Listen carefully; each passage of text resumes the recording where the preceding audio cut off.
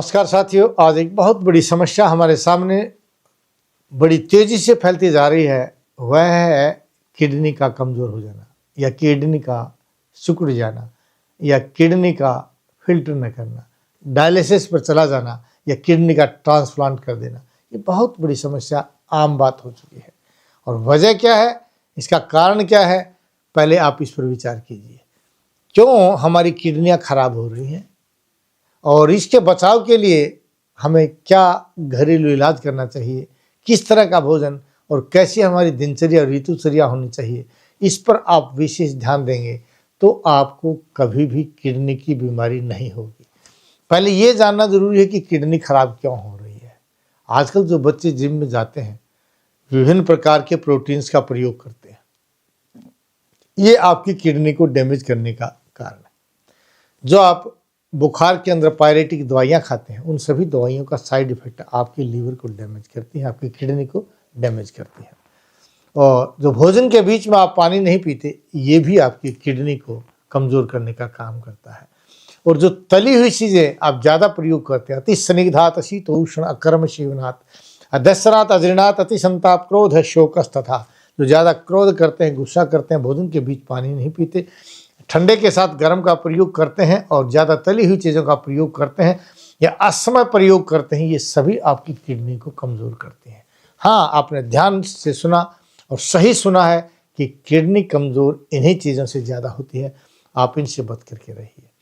और अगर आप किडनी की ठीक चाहते हैं कि आपकी किडनी ठीक काम करे, तो आप साठी, चौलाई, कौंधरा, जब ये आता है, इनकी सब्जी को अवश्य खाइए।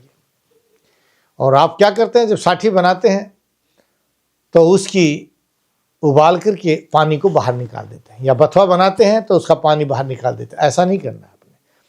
बथुआ, चौलाई, कौंधरा, साठी, अगर आप इनको बनाते तो उबाल लीजिए और उबाल करके वो पानी उसी के अंदर आपने मिला लेना, बाहर नहीं निकालना है। और कोशिश कीजिए थोड़ी सूखी सब्जी कम सूखी सब्जी बनाइए, यानी थोड़ी तरीदार सब्जी होनी चाहिए। और इन सब्जियों में कभी भी आपको छौंक जो है पहले नहीं लगाना चाहिए, बाद में छौंक लगाइए। और उस छौंक में अगर आप जीरे का प्रयोग कर सकें तो जीरा जो है कभी भी आपको किडनी खराब नहीं होने देता। जीरा इतनी उत्तम चीज़ है, जिसको लगे कि मेरा पेशाब कम हो गया है या जलन आने लग गई है या लगता है कि दबाव सा बना रहा है, तुरंत आप जीरे को भून करके, कैसे भूनेंगे, बगैर घी के तवे पर रख दीजिए और वो आपका काला काला जीरा हो जाएगा। या थोड़ा सा घी लगा करके इसको भून दीजिए। उस काले हुए जीरे को जब आप बारीक पीस देते हैं, उसका प्रयोग कीजिए।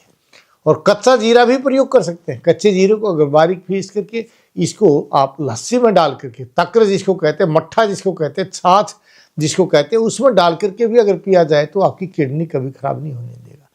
लेकिन छाछ कौन सा होना चाहिए? अगर गाय की मिलती तो बहुत ही उत्तम है, नहीं तो भैंस की छाछ का प्रयोग कीजिए। कैसे बनानी है? बराबर के दूध में बराबर का पानी डाल करके मंदी आंच पर लाल कर लीजिए और उस दूध की दही और उस दही को बिलो करके जो छाछ मक्खन निकाल दिया जाता है, उस छाछ का प्रयोग कर लीजिए, जिसको मट्ठा भी कहते हैं, हमारे हरियाणा में लस्सी कहते हैं। आप इसका प्रयोग भुना हुआ जीरा डाल करके प्रयोग करें तो देखिए आप बिल्कुल इसमें ठीक हो जाएंगे।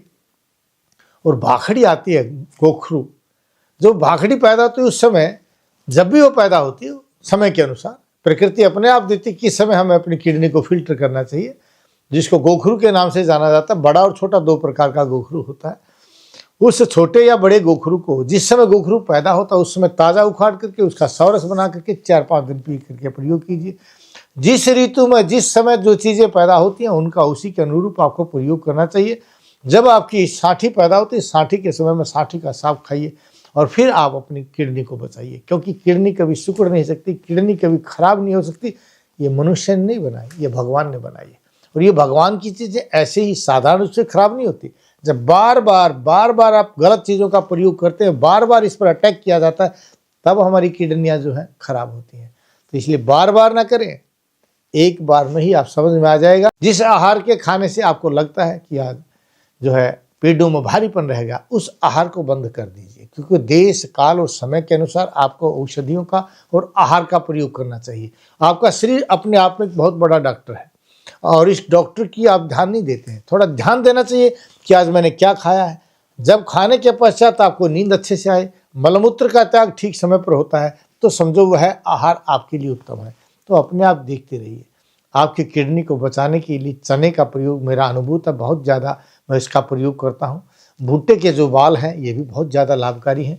और अगर आप चाहें कि साल में एक बार जब भी भुट्टे आते हैं, उन भुट्टों के समय पर भुट्टे के बाल लेकर के और उसमें नीम की छाल, पीपल की छाल और गिलोय डाल लीजिए और उसको खूब बारीक रगड़ करके उसका आप उबाल करके या बारीक रगड़ करके, दोनों तरह से इसका प्रयोग किया जा सकता है। इसका रोज़ाना प्रयोग कीजिए।